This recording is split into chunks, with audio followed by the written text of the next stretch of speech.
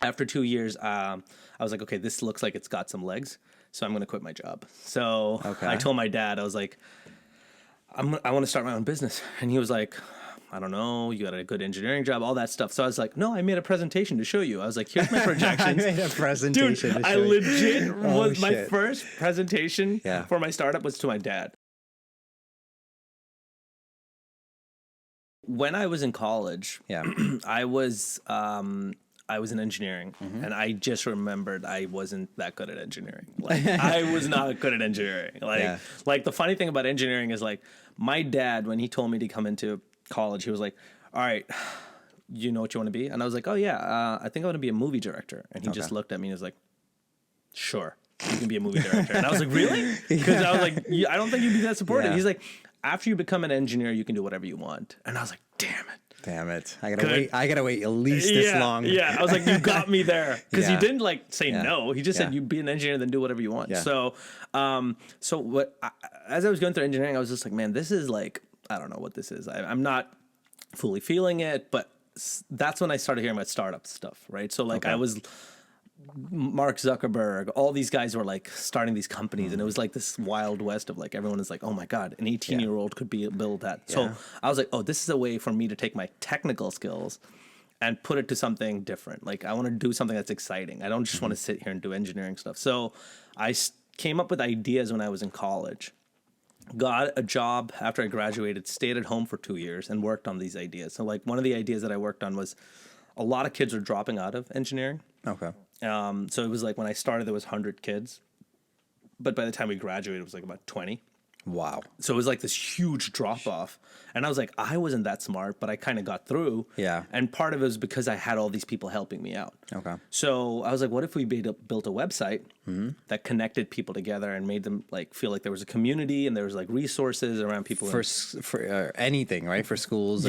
For colleges, for people in science, engineering, and math majors. Because there was just a lot of people dropping out. Okay. So I was like, you guys, like the university has all these, resources. Like you have like a student center, you have like tutoring, you have like different kind of resources, but they don't know who to give it to. And like, so that's where I was like, what if we provided like tutoring services? What if we gave them like support? What if we figured out how kids were feeling? And then the kids who were just like, I don't know if I can do this. This is so tough. Those are the people who got the resources. Okay. So that was the idea. Worked for 2 years at my day job as an engineer, stayed at home, was kind of depressed. Like my mom would be like, because you know how it is, like you're working a job and just like, you get up and you're like, all right, I gotta go. Just push through this day. Push through another just day. Another day. Just gotta push through. And it's like so like you can only do that so many times. Oh, dude, it's so classic Office Space. Like, do you know what I mean? Like it's that laggard. It's like you come in and every moment you're just like, maybe I could stay here a little longer and just talk to my coworker. Yeah. You know what I mean? Like you're looking for like moments. Some kind of life. Yeah. You're like, what can I do today? Oh, I'm gonna talk to that guy for a little bit and just like just engage and indulge. Like, you know what I mean? Like the last thing you want to do is go to your cubicle and just do the work. Like you're coming up with all these other things around it. So, so while I was doing work there during lunch breaks in the evening, I would go back to the university because I lived in Newark, Delaware. So my parents are from New York. Okay. My parents lived in New York, and I legit would keep going back and forth with my laptop and show professors my website and be like, yo, this is what I'm doing. Are you interested?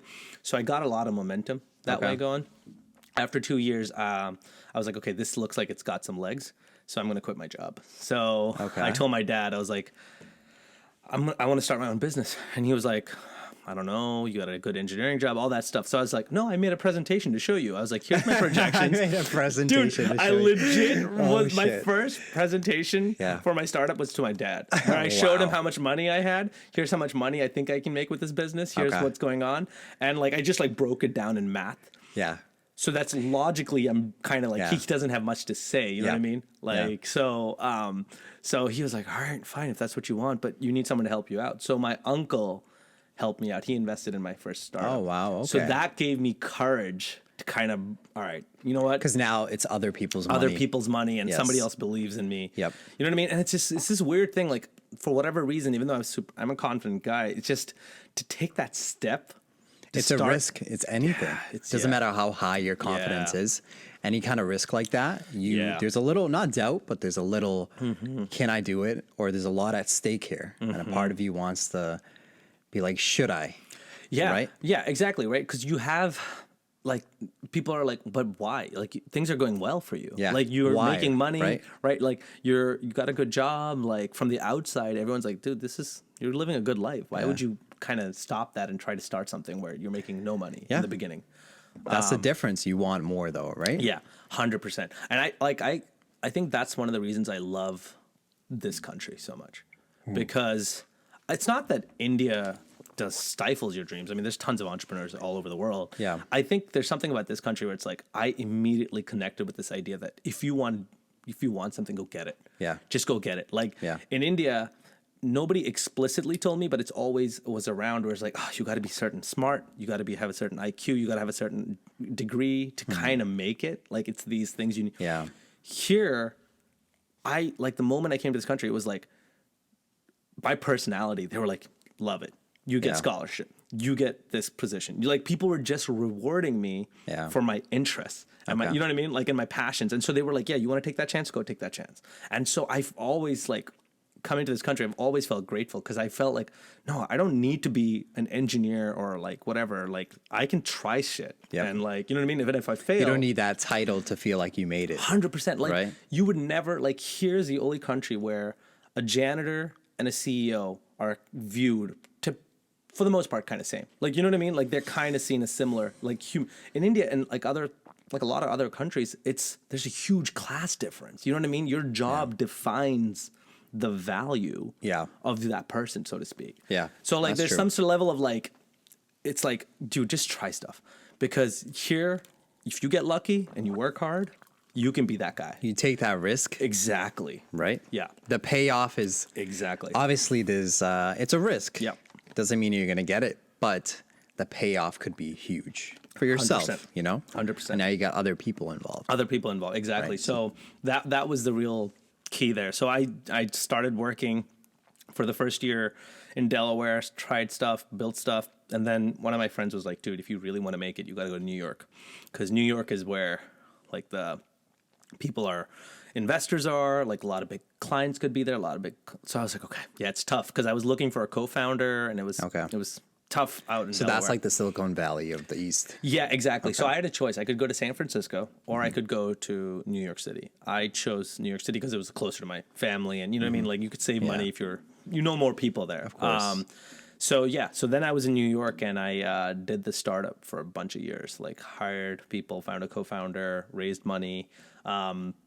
And it actually, the company then pivoted to like employee engagement stuff. So like we basically built software that was like seeing how people were feeling in school. Like, so that was the original version because it went from tutoring to being like, how do people feel in school? And then help those kids like, oh, these are the kids who are like really feeling bad. Help them out before they drop out.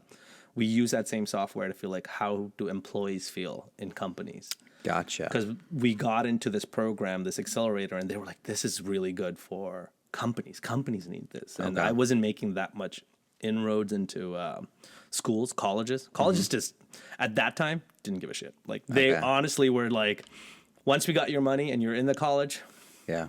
just doesn't matter. Like, Yeah, exactly. it was kind of a little bit like that. There was no financial incentive, but companies started caring. So that was my whole journey in New York. I started, went with the company, pivoted, built it out, and ran that for a bunch of years.